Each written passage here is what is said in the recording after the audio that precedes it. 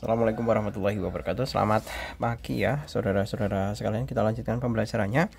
Kita langsung menuju ke halaman 10, masih mengenai menganalisis struktur teks laporan hasil observasi.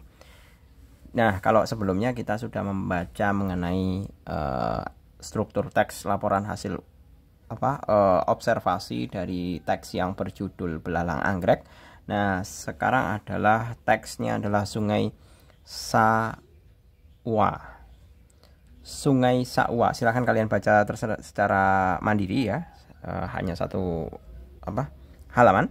Nah, kita akan mengkaji yang pertama adalah mengenai pernyataan umum atau klasifikasinya ya. Itu klasifikasinya itu jelas terdapat pada paragraf pertama di sini.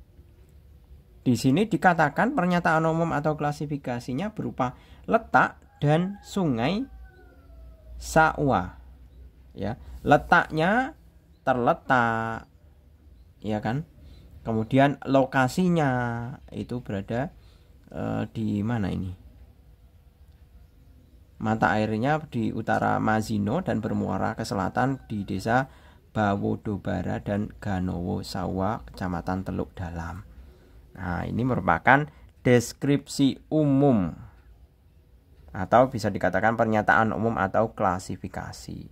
Nah, alasannya sudah jelas ya. Disebutkan bahwa di situ pada paragraf pertama itu disebutkan letak dan lokasi sungai atau informasi umum Sungai Sawa. Berikutnya, deskripsi bagiannya.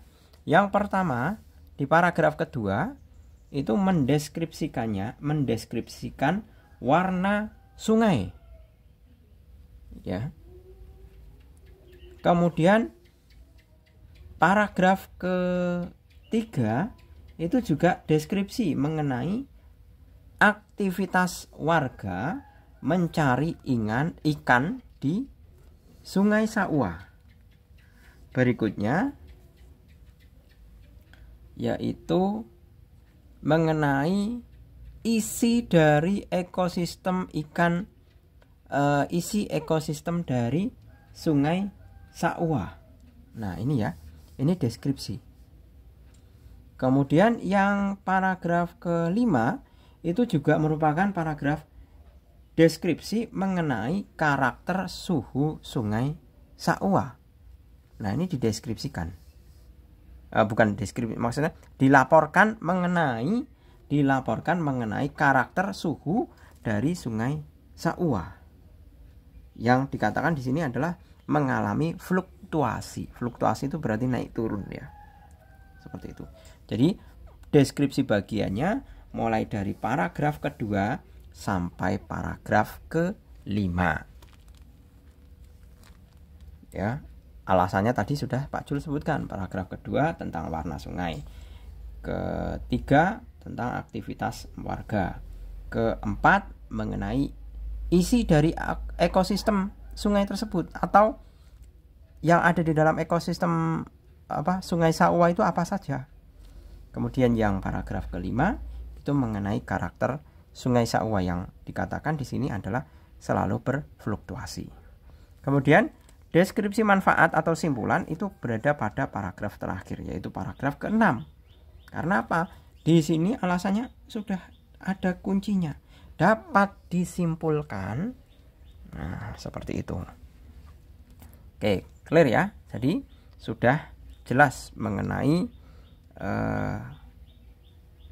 analisis struktur teks laporan hasil observasi.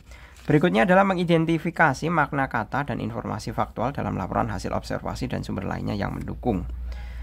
Tuliskan judul teks yang akan kalian baca. Oh, ini kita akan membaca teks kunang-kunang ini ya. Berarti silakan kalian membaca. Kemudian kalian bisa menganalisis mengenai strukturnya apa, di mana, kapan, siapa, mengapa, dan bagaimana. Seperti itu.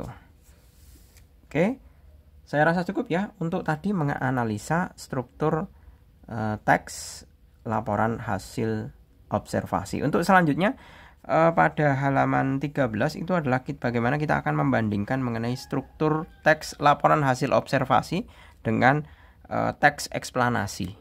Namun pada sesi yang akan datang. Saya rasa cukup, semoga bermanfaat. Terima kasih, selamat pagi. Assalamualaikum warahmatullahi wabarakatuh.